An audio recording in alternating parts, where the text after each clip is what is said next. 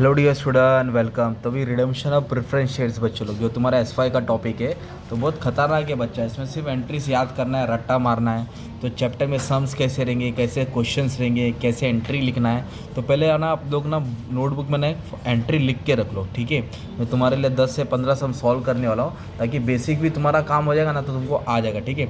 Redemption of preference shares का मतलब होता है कि कंपनी क्या कर रही है, जो प्रेफरेंस शेयर्स है ना, मतलब कंपनी अपना प्रेफरेंस शेयर्स को रिटर्न कर रही है, तो पैसा आया, क्या करना पड़ेगा, कंपनी को पे करना पड़ेगा। मतलब जो प्रेफरेंस शेयर्स कंपनी ने क्या की थी मालूम है क्या? प्रेफरेंस शेयर एक पैसा रहता है जो कंपनी शेयर देके खरीदती है। अब उसको कंपनी कर रही है रिटर्न कर रही है, तो उनको पैसा रिटर्न करने के लिए कंपनी को पैसा देना पड़ेगा।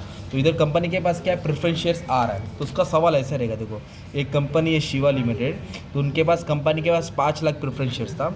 इधर बोला है कि redeem it's preference share, company है अपना 5 लाख शेयर रिडीम कर रहा है, मतलब रिटर्न कर रहा है 10% प्रीमियम, मतलब 5 लाख पे 10% 50,000 एक्स्ट्रा दे रहा है। तो प्रेफरेंस शेयर्स आ रहा है अपने पास, इधर लिखेंगे रिडेम्पशन ऑफ प्रेफरेंस शेयर्स, इस पर प्रीमियम देना है।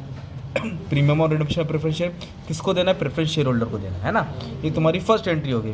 फिर कंपनी, फिर इधर लोग इन्वेस्टमेंट बेचेंगे, तो पैसा आएगा, इन्वेस्टमेंट जाएगा। फिर इक्विटी शेयर बेचेंगे, पैसा आएगा, इक्विटी शेयर जाएगा। कभी कभी डिबेंचर बेचेंगे, पैसा आएगा, डिबेंचर जाएगा। Bank to investment, bank to equity share, bank to debenture, मतलब पैसा आ रहा है तो बैंक को डेबिट करेंगे। ये तो तुम्हारी फर्स्ट एंट्री हो गई, कौन सी, डिबेंचर ड्यूज, इसको बोलते हैं ड्यू की एंट्री। फिर तुमको सेकंड एंट्री जो मेन है ना, जो ब्लैक में लिखा है, सेकंड एंट्री आएगी सीआरआर। आपको सीआरआर क्रिएट करना पड़ेगा, एक रिजर्व क्रिएट करना पड़ता है, उसको बोलते हैं कैपिटल रिडेम्पशन रिजर्व। तो उसका तुमको फॉर्मूला याद करना पड़ेगा, राइट। तो सीआरआर देने के लिए फॉर्मूला क्या है, nominal value of preference share minus fresh equity issue. अब इसका सॉल्यूशन सॉल्व नहीं कर रहा हूँ, सिर्फ समझा रहा हूँ। तो सीआरआर कहाँ से देंगे हम लोग, जमा किया पैसा से, मतलब free reserve, general reserve, profit and loss. जो कंपनी में रिजर्व रहेगा ना अपने पास, वहाँ से आपको सीआरआर देना पड़ेगा। ये एंट्री हो गई सीआरआर। फिर प्रीमियम देना है, क्या देना है, प्रीमियम। ये प्रीमियम डेबिट है, तो इसको क्रेडिट करेंगे प्रीमियम। और प्रीमियम कहाँ से पे करेंगे हम लोग, सिक्योरिटी प्रीमियम से, राइट। या फिर जनरल रिजर्व से, तुम्हारे पास चॉइस है, तो हम लोग जनरल रिजर्व भी दे सकते हो, ओके। फिर उसके बाद अपने को क्या देना है, रोकड़ा देना है। रोकड़ा बोला तो पेमेंट करना है, बैंक किसको देना है, bank, redemption of preference share. तो 4 एंट्री तुमको याद करना है मेन।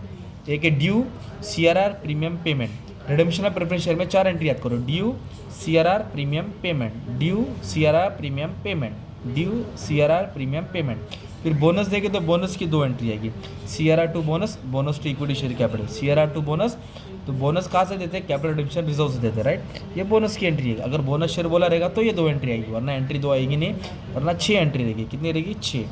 और डिपेंड करता है, सम चेंज होते रहेगा, कभी शेयर एक्स्ट्रा बेचा रहेगा, कम बेचा रहेगा, तो अलग अलग टाइप के सम रहेंगे। तो आपको पहले एंट्री याद करना है। ये 6 एंट्री तुमको याद बोलो तो याद करना ही पड़ेगा, इसके बिना सम तुम्हारा सॉल्व होने वाला नहीं है, ओके। और ये फॉर्मूला याद करना है, कौन सा फॉर्मूला याद करना है, ये वाला, CRR is equal to nominal value of preference shares minus fresh equity. तो अभी इसका मैं जब सम सॉल्व करूंगा तब तुमको लॉजिक समझोगे क्या है। तो पहले तो तुमको रट्टूफाई करना पड़ेगा।